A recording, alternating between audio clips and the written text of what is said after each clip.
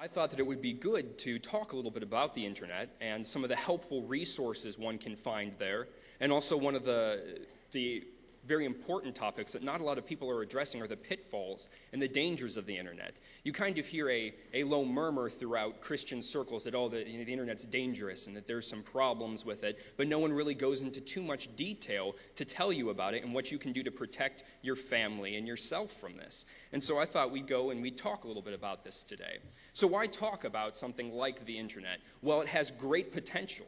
It has potential for great good. I know that I do so many things on the internet today. I do all of my banking online. I pay my bills online. I keep in touch with my friends and family online. I do my shopping, look up my hobbies online. So many different things that are available at your fingertips. And so it's a great tool, and I think that we should look at a few of the helpful resources we can find on it. For those of you that have your handout with you, I'd like you to turn to the side that says helpful resources. Who here has ever used Amazon.com? You know what that is. How many of you have ever used eBay, ever bought or sold anything on eBay? Well, these are great sites for e-commerce. Amazon allows you to buy books that you thought have been gone and lost, things that are out of print, great Bible resources that you think, oh, this is gone forever, but something that was printed 50 years ago and maybe lost in someone's attic. And they found it and they suddenly decided to put it on Amazon for it to sell, and you can find these treasures on there. It's a great resource for you to use. And eBay, you can find just about anything on eBay. I remember finding a list of funny stories of things that people actually sold on eBay. Some third world country sold an aircraft carrier along with fighter planes with it. I think actually France bought it all. Just interesting things that you can find on there. You can buy livestock, you can buy collector's items, you can just all sorts of things. So eBay and Amazon are great and secure ways to buy things on the internet, and great Christian resources can be found in these places as well. Some things that you might not be too familiar with on this list are going to be AVG antivirus and Be Safe Online. I'd just like to point those out to you, and if you want to put a little star by them, they're going to be very important to the security of your home against some of the dangers of the internet. AVG antivirus is completely free, and it works very well. It's a very secure antivirus for your computer. What it does is it monitors your system to make sure that no harmful programs that we'll talk a little bit about later called viruses are on it or can get onto it. And it will start to cause, these viruses will start to cause your system to fail, to slow down, and things will stop working. And so if you've noticed that, chances are that there's a virus on your computer. This is an absolutely free way to take care of that problem. This company also has a pay product that you can use, but we use this free version on all of our students at Crown College that do not have a paid-for subscription to Norton Antivirus or McAfee and these kind of things. So this is a great alternative. And who has ever heard of Be Safe Online? Anyone ever heard of Be Safe Online? That's great. That's more people than I was expecting. This is a web filtering software. This is going to make you thankful for your job when I tell you about what these people do. Someone's job with the aid of computers is to go through the entire internet and to look at all the pages as they come online, the new ones, and to find all of the garbage and trash, obscene, and pornographic websites there are on the internet. And they add these to a huge database, and this program that you put on your machine locks it down so that these websites listed in this database cannot be accessed by your computer. So whether you do it accidentally or intentionally something was accessed, you can't even get to it. One of the ways that I kept myself accountable, and we'll talk a little bit more about accountability later, when I was at college, is my fiance at the time, now my wife, she had me set up this program. We worked on it together, and she was the only one with the password. I was in Ohio, and she was in Tennessee, so there was no chance of me stumbling upon it, and it was a great way to keep myself away from even mistyping something and ending up at a website that I shouldn't be at. So Be Safe Online is a great resource. It's only about $50 a year, and it's constantly updated.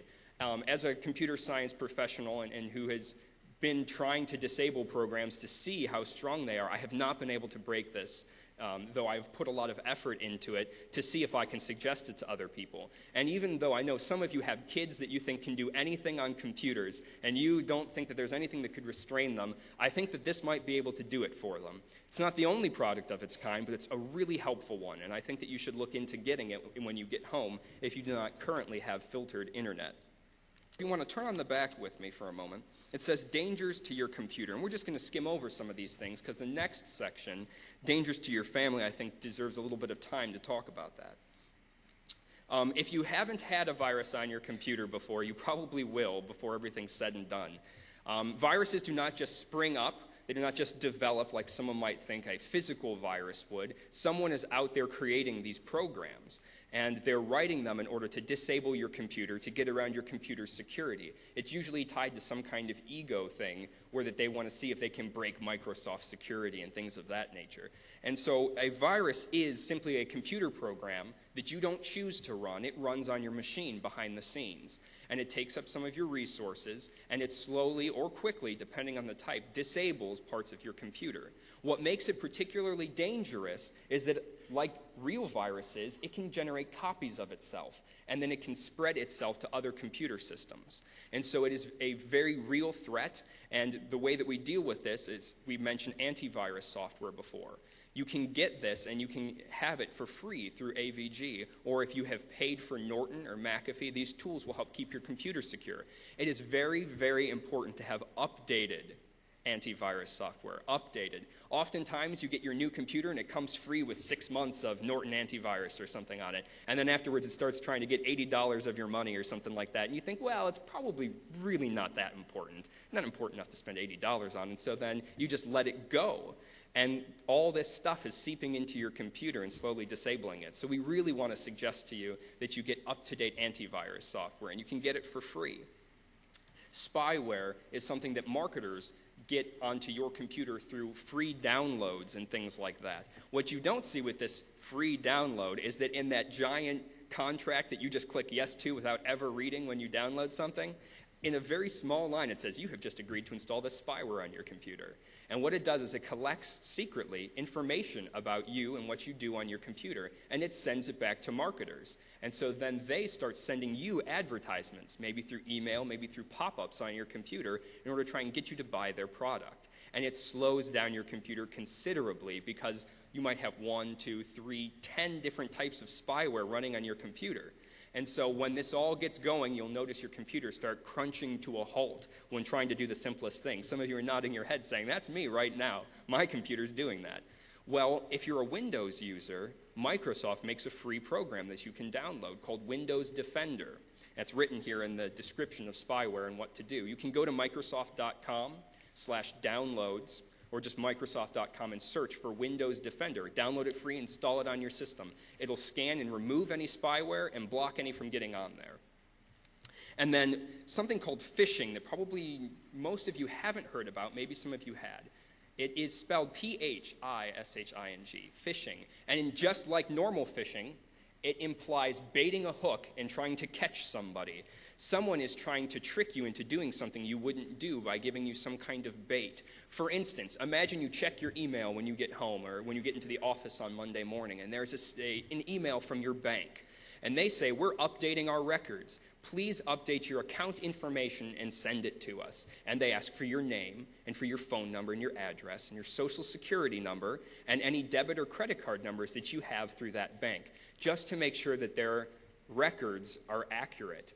While someone is pretending to be your bank and trying to get this information from you. Do not assume that every email or every website that you visit is genuine. These scammers will try and get your confidential information from you by tricking you in some way similar to this.